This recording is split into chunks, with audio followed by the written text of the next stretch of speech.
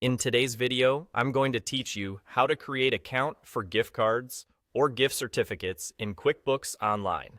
If you sell gift cards or gift certificates, it's important to track them correctly because the money you receive upfront is a liability until the customer redeems it.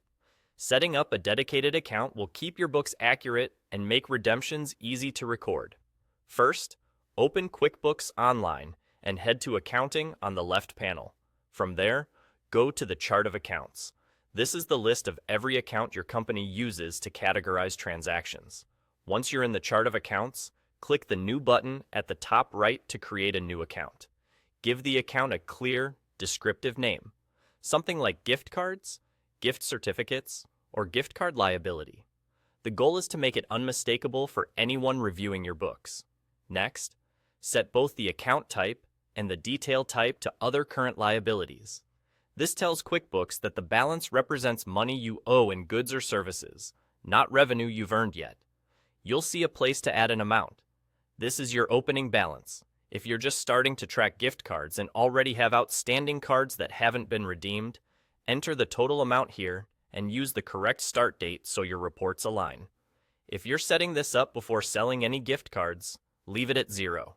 When you're done, click Save and Close. That's the setup complete. Now, when a gift card is spent, you'll record the redemption with a journal entry. Create a new journal entry for the date the gift card was used. On one line, select your gift card liability account and enter the amount of the redemption as a debit.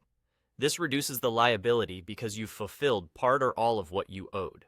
On the next line, select the appropriate income account, such as sales or the specific product or service income account related to what the customer purchased, and enter the same amount as a credit.